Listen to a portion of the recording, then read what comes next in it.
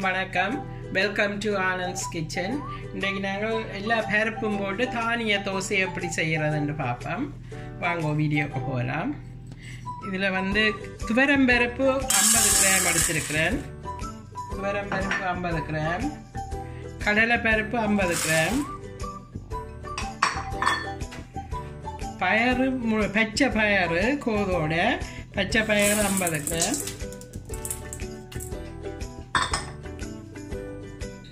இதில் இந்த சிவப்பு பீன்ஸ் ரெட் பீன்ஸ் வந்து 50 கிராம்ஸ்,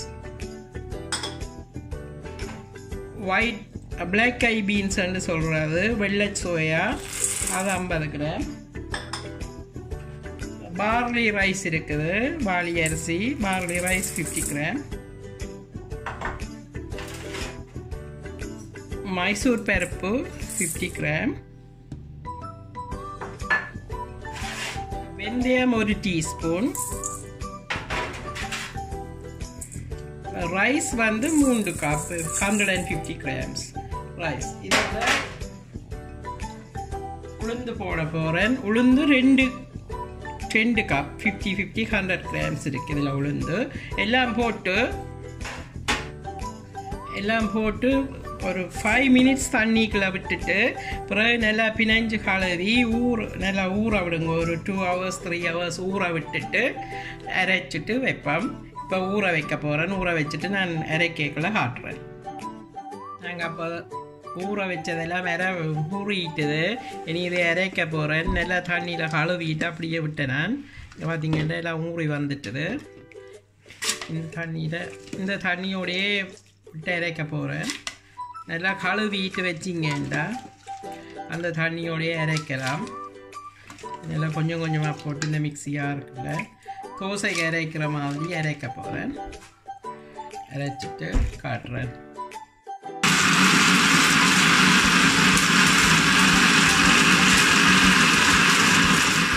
இப்போ பார்த்தீங்கன்னா இந்த தோசை இதெல்லாம் அரைச்சிட்டேன். இந்த தானியம் எல்லாம் அரைச்சி புளிக்க வைக்க போகிறேன். இதோட 1 டீஸ்பூன் உப்பு போட்டு கலக்கினான். காட்டையில் 1 டீஸ்பூன் உப்பு போட்டினான். நாளைக்கு புளிக்க விட்டுட்டு தேவைக்கேற்ற மாதிரி போடுவோம். இதில் வந்து அவிச்ச சப்பாத்தி அவிச்ச வீட் ஃப்ளவர் பாயில் சப்பாத்தி இதில் வந்து ஒரு 125 கிராம் இருக்குது. அதையும் போட்டு கலக்குவோம். ஒரு இதுக்கு போட்டு அரிசி போட்டபடியே கணக்கமாக போட தேவையில்லை. உங்களுக்கு தேவையில்லாட்டிலும் பிரச்சனை இல்லை, விடலாம். போட விருப்பம் இல்லையாண்டா போடாட்டி கிறிஸ்பியாக இருக்கும். அதில் கொஞ்சமாக போட்டேன். நீங்கள் இதுக்கு பாஸ்மதி ரைஸோ இல்லை வெள்ளை ரைஸ் விருப்பம் இல்லையாண்டா தினை அரிசி அல்லது சாமி அரிசியும் போடலாம். நாங்கள் அப்படியும் போட்டு செய்கிறேன். நான் இந்த முறை அது இல்லை என்னட்டு, அதனால தான் பாஸ்மதி ரைஸ் போட்டேன். இது நாளைக்கு தான் நான் செய்ய போகிறேன். ஓவர் நைட் ஊற விட போகிறேன். பார்த்தீங்கன்னா இந்த பதத்தில் குழச்சி வச்சுட்டு நாளைக்கு தேவையை பொறுத்து உப்பையும் தண்ணியும் கலந்துட்டு சுடலாம். தேங்க்யூ. பார்த்தீங்கன்னா இந்த தானிய தோசை அரைச்சி வச்சது நாங்கள் முழுக்க சுடையிலே எங்களுக்கு தேவையான அளவு எடுத்து தான் உப்பு எல்லாம் கரெக்டாக இருக்கும்னு பார்த்து கலந்துட்டு சுட போகிறேன். இந்த பதத்துக்கு கரைச்சி வச்சுருக்கிறேன். இப்படி நீங்கள் தோசை வாக்குற பதத்துக்கு வந்தால் சரி. இப்படி கரைச்சி வச்சுருந்த தோசையை வாப்பம் கல் கட்டினா பூசிட்டு நீங்கள் நல்லெண்ணெய் எண்ணெய் நோமன் ஓயில் ரெண்டாலே 2 பூசலாம். பூசிட்டு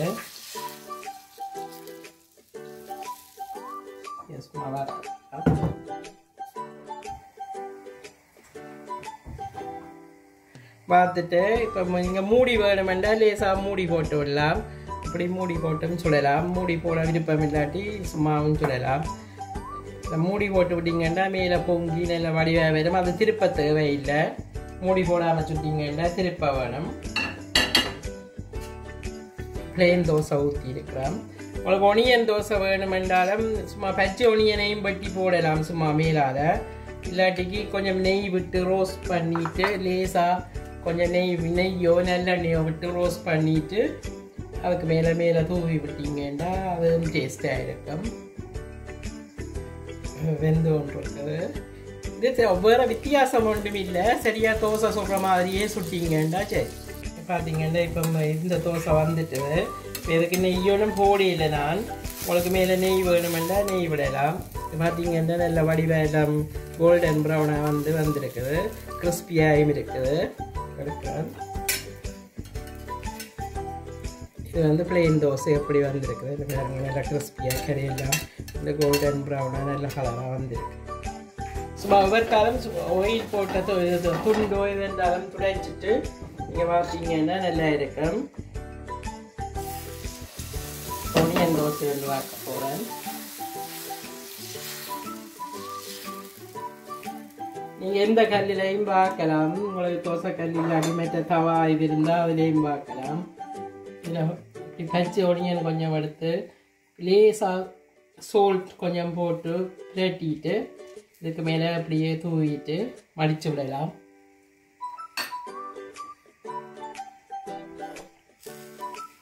மீனை போட்டுட்டு அப்படியே மேலே கொஞ்சம் நெய் லேசாக அப்படி நல்ல நெய்யும் விடலாம், நெய்யும் விடலாம். எந்த இது விருப்பமாக இருக்கோ அதை கொஞ்சம் விட்டுட்டு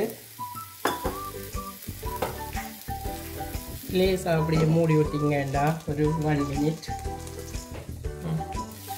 பார்த்தீங்கன்னா ஒனியன் போட்டு இதை வந்துட்டுது, இது கிறிஸ்பியாக வந்துட்டுது. அப்படியே எடுத்து அப்படியே மடித்து விடுவேன். மடிச்சுட்டு இந்த பக்கம் திருப்பி போட்டுக்கிங்கன்னா ஓகே.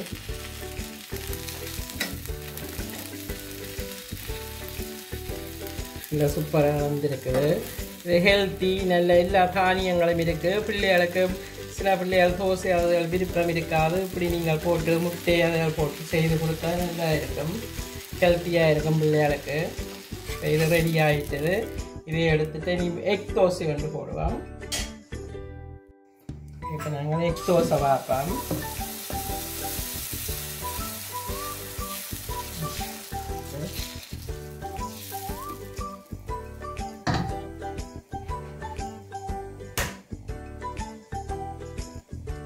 எக்கை போட்டுட்டு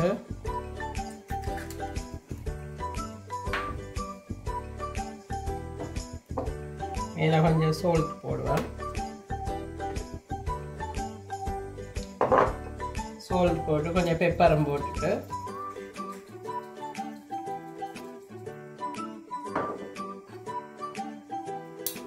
இதுக்கு மேலேயும் உங்களுக்கு ஒனியன் வேணுமென்றாலும் போடலாம். இதுக்கு மேலே எக்கை போட்டுட்டு எக்குக்கு மேலே உங்களுக்கு பிளேன் எக்கா வேணுமென்றாலும் விடலாம். இதுக்கு மேலே நீங்கள் ஒனியன் போடணுமென்றாலும் போட்டு விடலாம். பச்சை மிளகாய் உரைப்பாக வேணுமென்றால் பச்சை மிளகாய் அதை போடலாம்.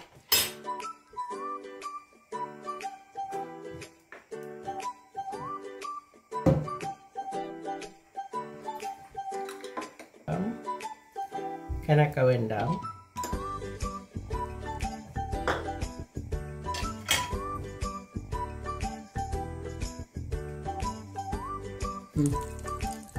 ஓகே, இப்போ கொஞ்சம் முக்காப்பழம் அழிஞ்சிட்டுது.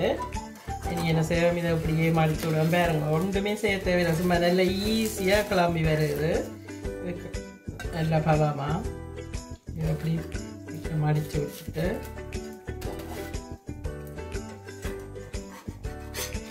ரெண்டு நேரம் மேட்டப்பக்கம் திருப்பி போடலாம்.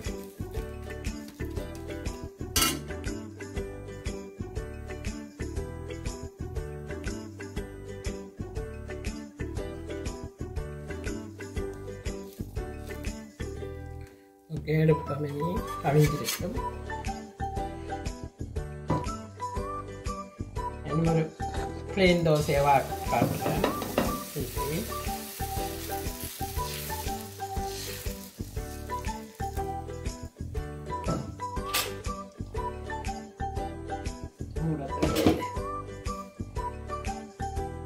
இது மூடாம சுட்டு காட்டுறேன்.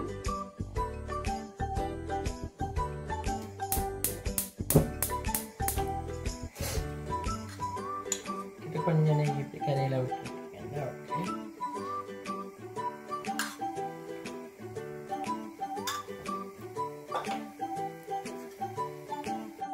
பார்த்தீங்கன்னா நீங்கள் தோசை ஊற்றி இது வந்து எக்ஸாக்ட்லி டைம் என்று சொல்லிடாது. உங்களுடைய அடுப்பு இந்த இதை பொறுத்தது இங்கே ஈஸியாக வருது. 1 மினிட்டோ அப்படி பார்க்கல உங்களுக்கு தெரியும். இப்படி மேலே கோல்டன் ப்ரௌனாக அப்படி வந்த உடனே நீங்கள் திருப்பலாம். இதை எப்படி ஈஸியாக திருப்பி விடுவாங்க. இதை திருப்பி போட்டு பார்ப்போம். மெத்த பக்கம் திருப்பிக்க ஈஸியாக வருது. நீங்கள் இருக்கிற இது தானியத்தை வச்சு போடலாம். எல்லாம் பிடிக்காட்டிலும் நீங்கள் தேவையானதை மட்டும் போட்டு மறைக்கலாம். அது அப்படி பிரச்சனை இல்லை. ஓகே எடுப்போம். இதையும் பார்த்தீங்கன்னா நல்ல வடிவாக இது நல்ல வடிவாக வந்துருக்குது. இதையும் எடுப்போம்.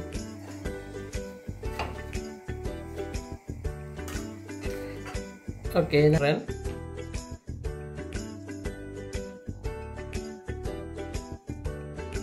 இந்த தானிய தோசைக்கு ஒரு மல்லி இலையில துவையல் ஒன்று செய்ய போகிறேன்.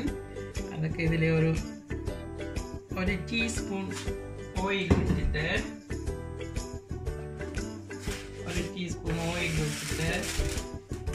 ஒரு மேசக்கரண்டி உளுத்தம்பருப்பு போடுவோம். ஒரு மேசக்கரண்டி உளுத்தம்பருப்பு போட்டு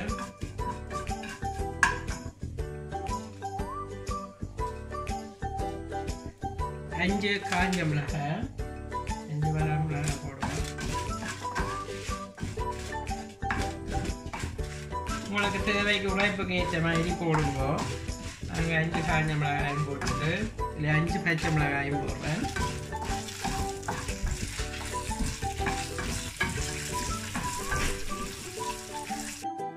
பார்த்தீங்கன்னா நம்மளை இது வதங்கிட்டது உளுந்து பொரிஞ்சு இதில் வெங்காயம் போடுவோம். கொஞ்சம் வெங்காயம் ஒரு காஃபில் கொஞ்சம் குறைய போட்டேன். வெங்காயம் கொஞ்சம் லேசாக வதக்கிட்டு வெங்காயம் போட்டு கன நேரம் வதங்கணும். வண்டியில் ஒரு 1 minute வதங்கினோடனே இதில் இந்த கொரியண்டர் லீஃப் போடுவோம். மல்லித்தலை வந்து பெருசாக இருந்தால் பரவாயில்லை. இருந்து நாங்கள் அரைக்க போகிறோம். அதுக்காக நான் சும்மா பெருசாக போடுறேன். மல்லித்தலையை போட்டு சும்மா ஒரு கிராட் ஒன்று கிராட்டிட்டு அந்த சூட்லேயே விடுங்கோ. கன நேரம் வதக்கத்தவே இல்லை. போட்டு கிராட்டிட்டு அந்த சூட்லேயே விட போகிறேன். இதுக்கு இனி தேங்காய் உப்பு புளி எல்லாம் உங்களுடைய அளவுக்கு போட்டு அரைக்கலாம். உப்பு புளி உங்களுடைய அளவுக்கு போடலாம். இதோட கொஞ்சம் தேங்காய் பூ சேர்த்து அரைக்க போகிறேன்.